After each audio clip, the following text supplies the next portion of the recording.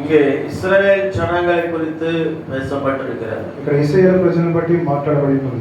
பிரியமானவர்களே, தேவன் அவர்களை ஒரு வாக்குத்தத்தம் செய்த தேசத்துக்காக அவர்களை ஆண்டவர் கொண்டு வந்தார். ప్రియమైన వాళ్ళారా, వారిని దేవుడు వాగ్దానం చేసిన దేశానికి వారిని తీసుకొని వచ్చారు. హల్లెలూయా హల్లెలూయా.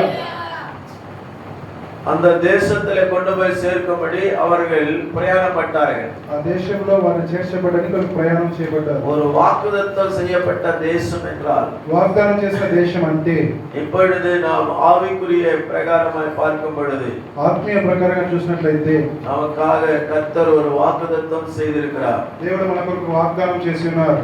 நம்முடைய யோவான் சுவிசேஷம் 14ஆம் அதிகாரம் యోహాను సువార్త 14వ అధ్యాయం 2వ వచనத்தை వాసిపోమానాల్, 2వ వాక్యం చదువుకున్నట్లయితే, నా తండ్రి ఇంట అనేక నివాసములు కలవు, లేని ఎడల మీతో చెప్పుదును, మీకు స్థలము సిద్ధపరచ వెలుచున్నాను. నేను వెళ్ళి మీకు స్థలము సిద్ధపరిచిన ఎడల మీ ఇంట్లో స్థలంలో మీరు ఉన్నట్లు లాగున మరలా వచ్చి నా ఎదుటకు మిమ్మల్ని తీసుకొని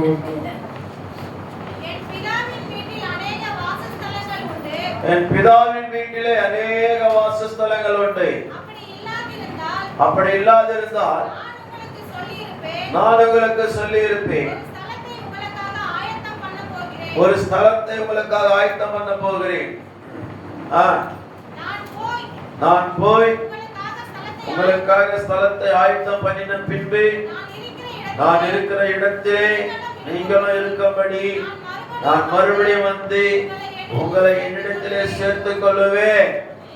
ஆமென். ஆமென்.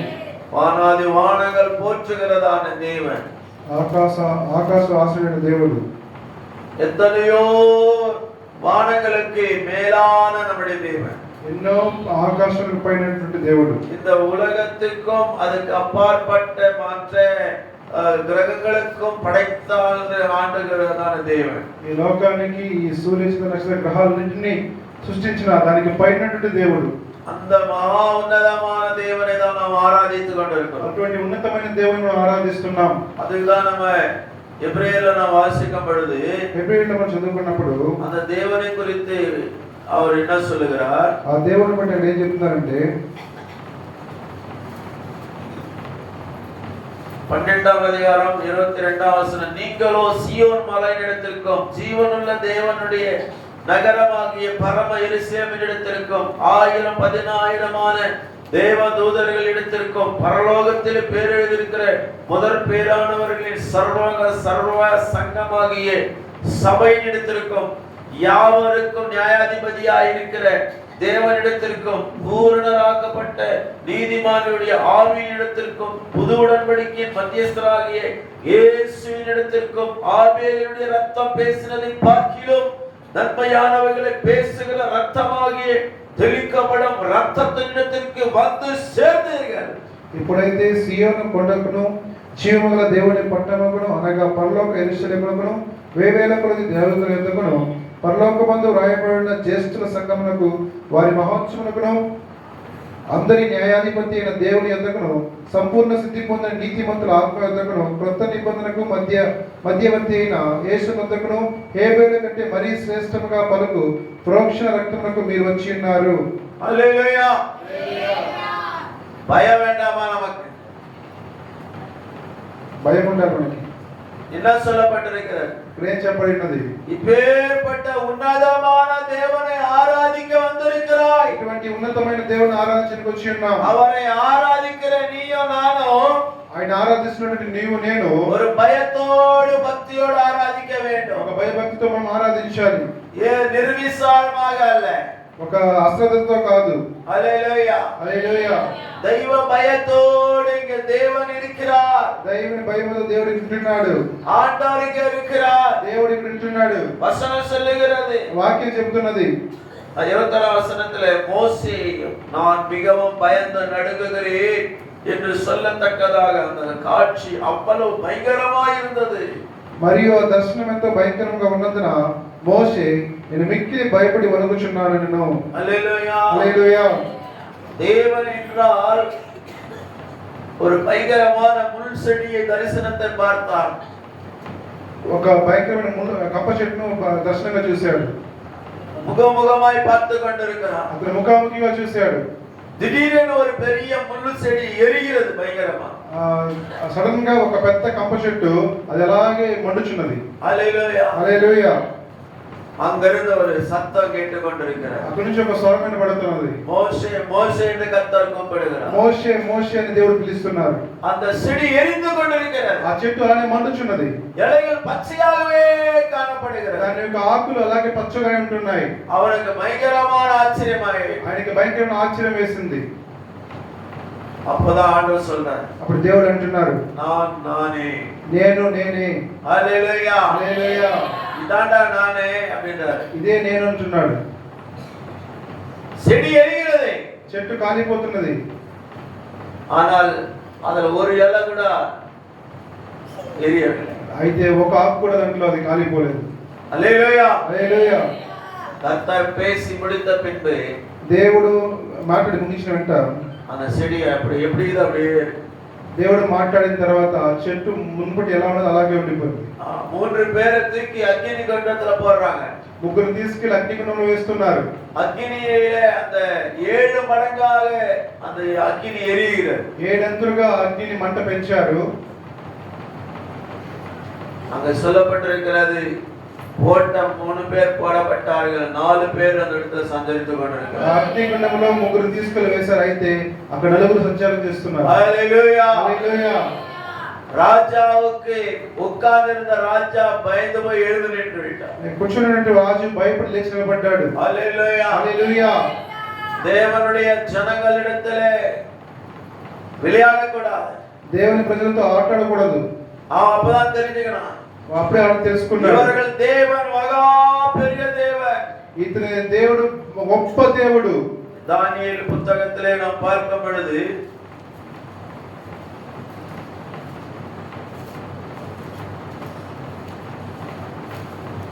దానియేలు చూసినట్లయితే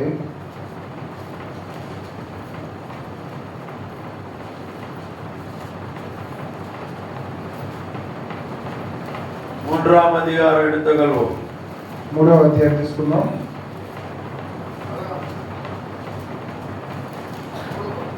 28ஆம் வசனத்தை வாசிக்கலாம். 28వ అధ్యాయం చదువుకుందాం.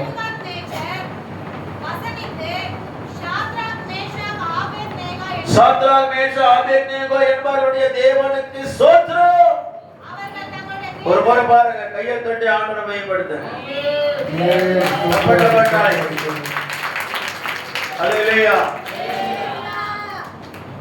இங்க அவன் ஒரு ராஜா, அந்நிய ராஜா, ఒక అన్య రాజుడు ஒரு பெரிய சிலையை நிக்க வச்சிட்டு ఒక పెద్ద విగ్రహాన్ని నిలబెట్టి இதுதான் கடவுள், எல்லாரும் வணங்குங்க அப்படி. ఇదే దేవుడు, అందరూ మొక్కలని చెప్పాడు.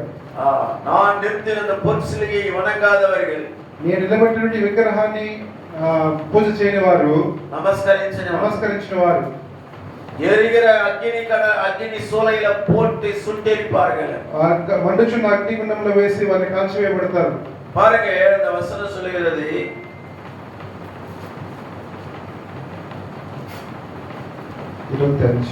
15ஆம் வசனத்தை வாசிங்க.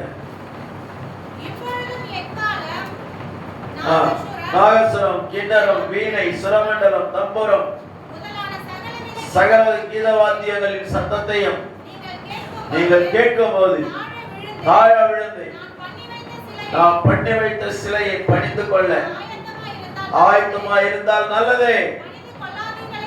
பணிந்து கொள்ளாதீர்களாகில் அந்நேரமே எரிகிற அக்கினி சூளை நடுவிலே போடப்படுவீர்கள். உங்களை என் கைக்கு தப்புவிக்க போகிற தேவன் யார் என்றார். బాకాను పిల్లన గ్రోమే పెద్ద వీణను సింఫోనియను విపంచికను సకల విధముల వాయిద్యములు మీరు విను సమయంలో సాగిలపడి నేను చేయించిన ప్రతిమకు నమస్కరించుటకు సిద్ధముగా ఉండని ఎడల సరే, మీరు నమస్కరింపని ఎడల తక్షణమే మండుచున్న వేడిగల అగ్నిగుండంలో మీరు వేయబడదురు. నా చేతిలో మిమ్మల్ని విడిపింపగల దేవుడు ఎక్కడ ఉన్నాడు? నన్ను విడివింపగల దేవుడు ఎక్కడ ఉన్నాడు అంటున్నాడు. హల్లెలూయా. హల్లెలూయా. என் கையிலிருந்து தப்புவிக்கிற தேவன் யார் என்று சொல்லுகிறார். నా చేతులను విడిపించే దేవుడు ఎవరు అంటున్నాడు. எந்த தேவனும் என் கையிலிருந்து உங்களை விடுவிக்க முடியாது. ఏ దేవుడు నా చేతులను విడిపించలేడు. హల్లెలూయా. హల్లెలూయా. என்கிட்ட நீங்க தப்பவே முடியாது. నా నుండి మీరు తప్పించుకోలేరు. அப்படிதான் சனகரிப் ராஜா கூட சொன்னார். సనగరీబ్ రాజు కూడా అదే చెప్పాడు. அசூர் ராஜா அசிரிய ராஜா சொன்னாரு. అసీర్ రాజు చెప్పాడు, என் கையில யாரும் தப்பிக்க முடியாது. నా చేతులను ఎవరు తప్పించుకోలేరు. இந்த இஸ்ரவேல் தேவன் என்னை ஒன்றும் செய்ய முடியாது. ఇశ్రాయేలు దేవుడు ఏం చేయలేడు. நான் பாருங்களை எல்லாரையும் கொன்று இந்த தேசத்தை நான் கைப்பற்றிக் கொள்வேன் என்று சொன்னார். మిమ్మల్ని బట్టి ఈ దేశాన్ని నేను చేపట్టుకుంటున్నాడు. మిమ్మల్ని నాశనం చేసి దేశాన్ని స్వతంత్రించుకుంటానని చెప్పాడు. நடந்தது என்ன தெரியுமா? జరిగింది ఏంటో తెలుసా? அந்த எசேக்கியா ராஜாவும் ஜனங்களும் தேவாலயத்தில் தேவனை நோக்கி ஜெபித்தார்கள்.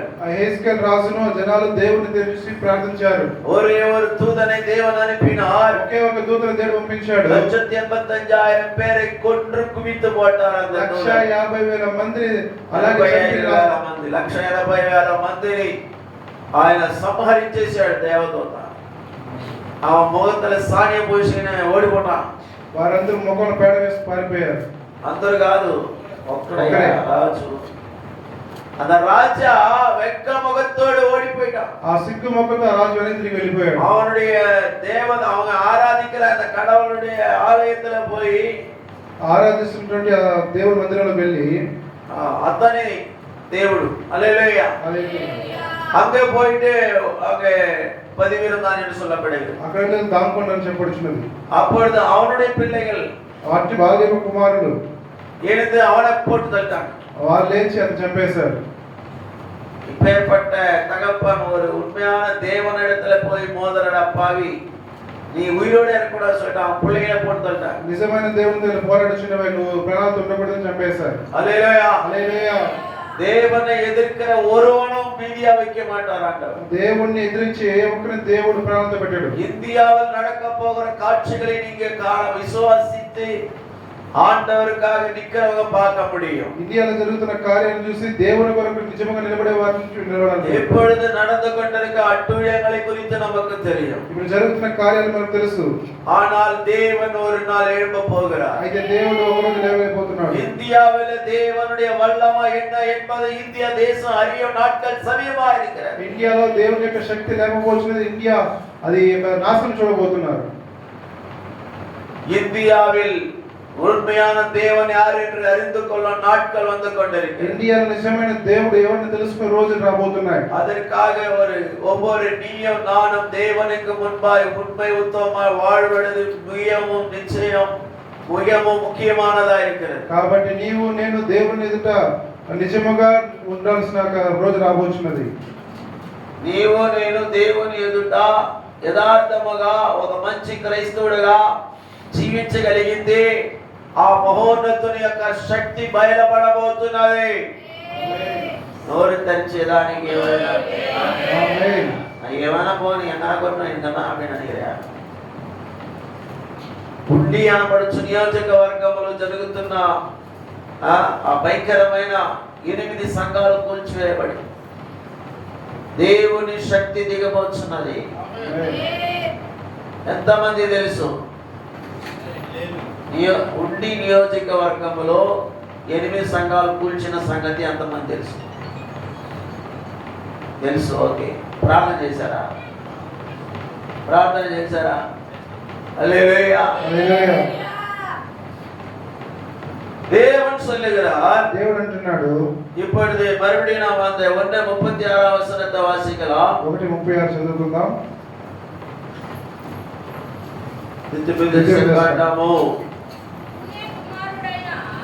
ఎఫున్నే కుమారుడైన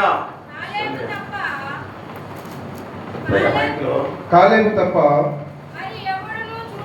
మరి ఎవడునూ చూడడు. అతడు పూర్ణ మనసుతో యెహోవాను అనుసరించిన కనుక హల్లెలూయా. హల్లెలూయా. அவன் கர்த்தரை உத்தமமாய் பின்பற்றினபடியினாலே அப்படி என்று கர்த்தர் சொல்லுகிறார். అతడు పూర్ణ మనసు యెహోవాని అనుసరించినందున உத்தமமான இருதயத்தோடு தேவனை பின்பற்றின எப்புன்னேயன் குமாரனாகிய காலேப் அப்படின்ற ஆண்டவர் சொல்லுகிறார். ఎఫ్రాయిము కుమారుడు కాలేబు అని చెప్పబడుచున్నది. என்னாகும் 13ஆம் அதிகாரம் సంఖ్యాకాండం 11వ అధ్యాయం 30వ వాక్యం చదువుకుందాం. కాలేబు మోషే ఎదుట జనులను నిమ్మలపరచి మనము నిశ్చయముగా వెళ్ళదము, దాన్ని స్వాధీనపరచుకుందాము, దాన్ని జయించుటకు మనకు శక్తి చాలునేను. హల్లెలూయా. హల్లెలూయా. அப்பொழுது காலேப் மோசேக்கு முன்பாக ஜனங்களை அமர்த்தி, நாம் உடனே போய் அதை சுதந்தரித்துக் கொள்வோம், நாம் அதை எளிதாய் ஜெயித்துக் கொள்ளலாம் என்றான். 14ஆம் அதிகாரம் 24 வசனம் வாசிக்கலாம். నా సేవకుడైన என்னுடைய தாசனா காலேப் வேறே ஆவியுடையவனா இருக்கிறபடினாலோ உத்தமமான பின்பற்றி வந்தபடினாலோ அப்போய் வந்த தேசத்திலே அவனை சேர பண்ணுவேன், அவன் சந்ததியார் அதை சுதந்திரித்துக் கொள்ளுவார்கள். నా సేవకుడైన కాలేబు మంచి మనస్సు కలిగి పూర్ణ మనస్సుతో నన్ను అనుసరించిన హేతువు చేత అతడు పోయిన దేశంలో అతన్ని ప్రవేశపెట్టెదను, అతని సంతతి దాన్ని స్వాధీనపరచుకొనును. హల్లెలూయా. హల్లెలూయా. உத்தமமான இருதயத்தோடு கூட கர்த்தரை பின்பற்றுகிறவர்கள், పూర్ణ మనసుతో దేవుణ్ణి అనుసరించేవారు, యథార్థమైన మనసు ఉన్నవారు. హల్లెలూయా. హల్లెలూయా. அவர்கள் தான் தேவனுடைய வாக்குத்தத்தங்களை சுதந்திரிக்க முடியும். వారు మాత్రమే దేవుని యొక్క వాగ్దానం స్వతంత్రించుకోగలరు. இங்கே நாம் ఆண்டவரை பார்க்க வந்திருக்கிறோம். ఇక్కడ మనం దేవుడిని చూడడానికి వచ్చి ఉన్నాం. செல்போனை பார்க்க வரல, సెల్ ఫోన్ చూడడానికి రాలేదు, அது வீட்ல பாத்துக்கலாம். అది ఇంట్లో చూసుకోవచ్చు. நீங்க ஆண்டவரை தான் பார்க்க வந்திருக்கிறோம் சொல்றவங்க மட்டும் அல்லேலூயா சொல்லுங்க. ఇక్కడ దేవుడిని మాత్రమే చూడడానికి వచ్చి హల్లెలూయా చెప్పండి. தேவனை தான் இங்கே நாம் தரிசிக்க வந்திருக்கிறோம். దేవుని మాత్రమే దర్శించడానికి వచ్చి ఉన్నాం. హల్లెలూయా. హల్లెలూయా. பிரியமான சகோதரனே சகோதரியே, ప్రియమైన సహోదరి సహోదరులారా, எபிரேயர்ல நாம் வாசித்தது போல హెబ్రీయులలో మనం చదువుకున్న ప్రకారం அவர் மகிமையின் தேவனாகிய அவர் மோசேக்கு வெளிப்பட்டிருக்கிறார். మహిమగల దేవుడి వలె ఆయన మోషేకి కనపరిచున్నాడు. பிரியமானவர்களே, இருக்கிறவங்க எப்படி ஆண்டவரை தரிசிக்கிறீங்களோ எனக்கு ஒன்றும் தெரியல. ఉన్నవారు ఎప్పుడైనా మీరు దేవుని దర్శించున్నారో నాకు తెలియదు. ஆண்டவர் எப்படி நீங்க அவரை வணங்குறீங்களோ எனக்கு ஒன்றும் புரியல. దేవుని మీరు ఎలా ప్రేమించారో నాకు తెలియదు. உலகத்தில் இருக்கும் பொழுது நாம் ஆண்டவர் உலகத்திலிருந்து ஒன்று வேறு பிரித்து கொண்டு வந்திருக்கிறார் என்பதை நீ அறிய வேண்டும். దేవుడి లోకం నుండి మనం వేరుపరచాలని దాన్ని మీరు గ్రహించాలి. 3 வேளை ஃபுல்லா சாப்பிட்டு தூங்குறதுக்கும் సంపాదించడం వీడు కట్టడానికి ఉన్న ఆండవ రక్షించది. 3 కోట్లు బాగా తినేసి సంపాదించడానికి దేవుడిని పెట్టలేదు, ఇల్లు కట్టుకోవడానికి దేవుడు పెట్టలేదు ఇక్కడ. హల్లెలూయా. హల్లెలూయా. உன்னை எதற்காக ரட்சித்து கொண்டு வந்திருக்கிறார்? ఎందుకు రక్షించి దేవుడు తీసుకొని వచ్చి ఉన్నాడు? அந்த புறஜாதி மக்களிடத்தில் உன்னை வேறு பிரித்தேன் என்று சொல்லுகிறார். అన్ని జనులు మనం వేరుపరచని చెప్తున్నాడు. எதுக்காக உன்னை வேறு பிரித்தார்? నేను ఎందుకు వేరుపరిచాడు? தன்னுடைய சுய ரத்தத்தை உனக்காக சிந்தி இருக்கிறாரே. స్వరక్తాన్ని నీ కొరకు చిందించినాడే. எதற்காக சிந்தினார்? ఎంతవరకు చిందించాడు? பிரியமானவனே, உனக்கு இந்த உலகத்துக்கும் சம்பந்தம் இல்லை என்று சொல்லுகிறார். నీకు ఈ లోకానికి సంబంధం లేదని చిందించాడు. அவளை விட்டு நீ வெளியே வா சொல்றாரு. వారు విడిచిపెట్టి బయట రమ్మంటున్నాడు. இருளுக்கும் வெளிச்சத்துக்கும் சம்பந்தம் இல்லை. చీకటికి వెలుగుకి సంబంధం లేదు. எபோனிய குமாரனாகிய காலேபு என்னை உத்தமமாய் பின்பற்றினான் என்று கர்த்தர் சொல்லுகிறார். ఎఫ్రాయిము కుమారుడు కాలేబు నన్ను యథార్థంగా నన్ను వెంబడించని చెప్పొచ్చున్నాడు. இங்கே ஒரு அந்நிய தேசத்து ராஜா சொல்லுகிறார், అన్య జనుడు ఒక రాజు చెప్తున్నాడు, ஐயோ, என் கையில் இருந்து ஒரு தேவனும் உன் தேவன் உன்னை விடுவிக்க முடியாது என்று சாத்ராக் மேஷாக் ஆபேத்நேகோடு சொல்லுகிறார். ఏ దేవుడు నా చేతిని విడిపించలేని శద్రక్ అబేద్నెగో మేషాక్ చెప్తున్నాడు.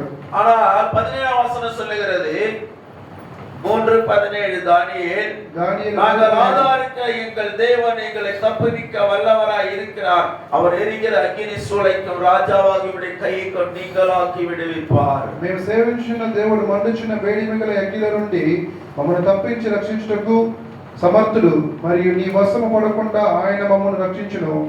హల్లెలూయా. హల్లెలూయా. அவங்க சொல்றாங்க, వాళ్ళు చెప్తున్నారు, எரிகிற அக்கினி சூளைக்கும் మండుచున్న అగ్నిగుండం నుండి உம்முடைய கைக்கும் நீங்களாக்கி నీ మమ్మల్ని తప్పించి రక్షించుటకు. நான் சொல்றத மட்டும் ஹல்லேலூயா. హల్లెలూయా. விடுவிப்பார் எங்கள் தேவன் என்று சொல்லுகிறார். మా దేవుడు మమ్మల్ని విడిపిస్తాడని చెప్తున్నారు. హల్లేలూయా. హల్లెలూయా. விசுவாசம் வேணுங்க. విశ్వాసం ఉండాలండి. இந்த வசனம் கேட்க கேட்க உங்க சரீரத்துக்குள்ள ஆண்டவர் வல்லமை இறங்கி கொண்டிருக்கிறார். ఈ వాక్యం వినగా దేవుడు మీ శరీరం తెరుచున్నాడు.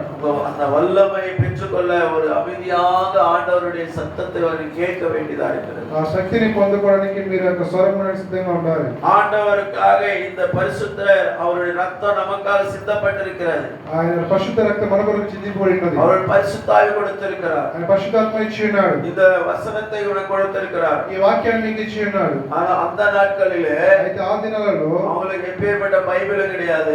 ఏనంటే బైబిల్ లేదు. యేసు రక్తం సిందలే.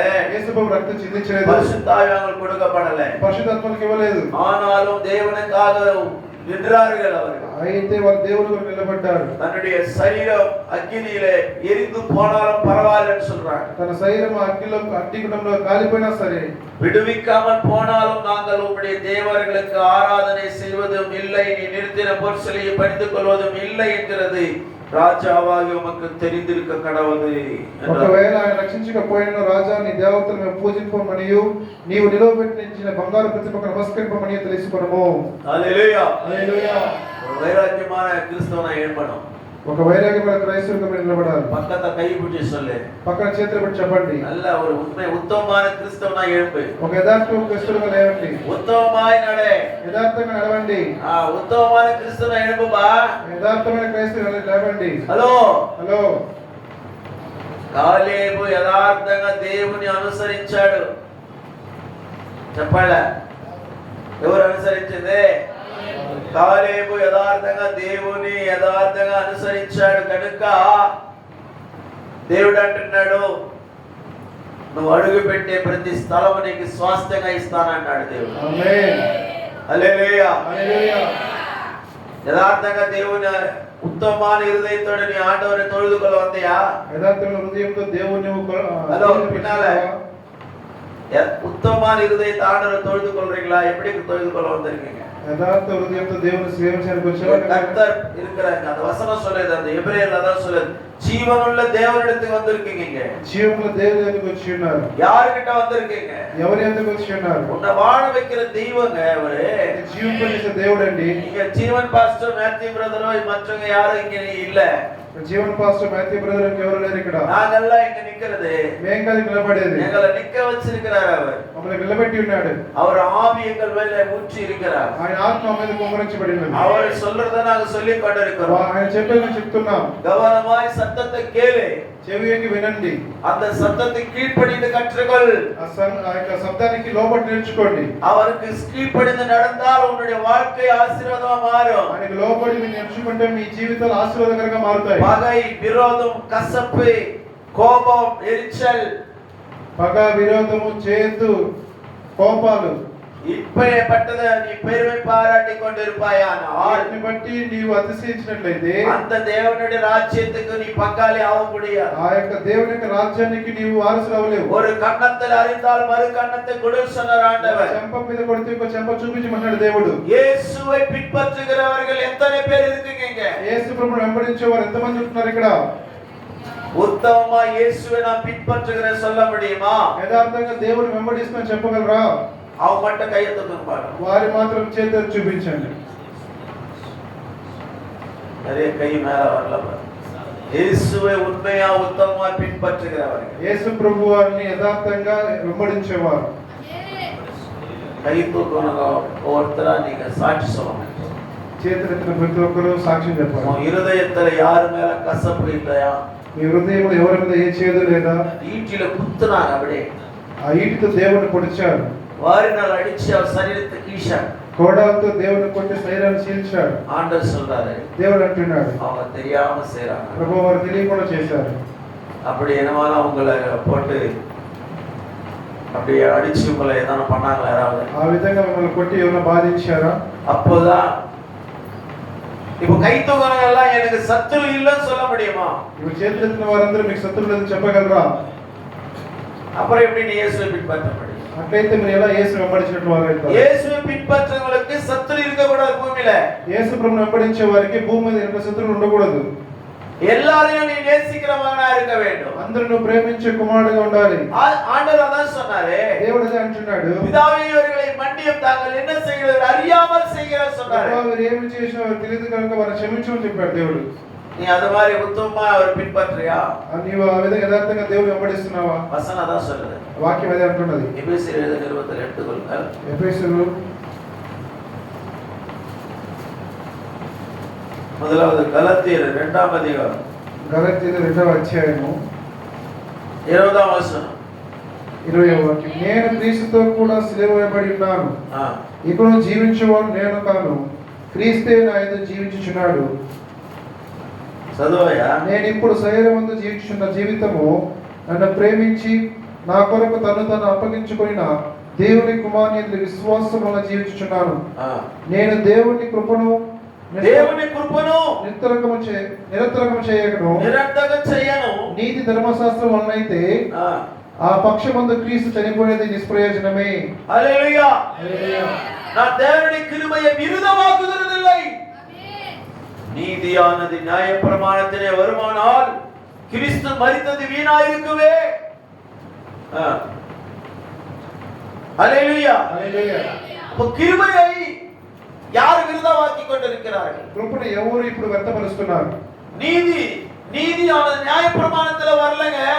నీతి న్యాయ ప్రమాణం వల్ల కాదండి. కల్వారి సిలువలో రక్తం సింది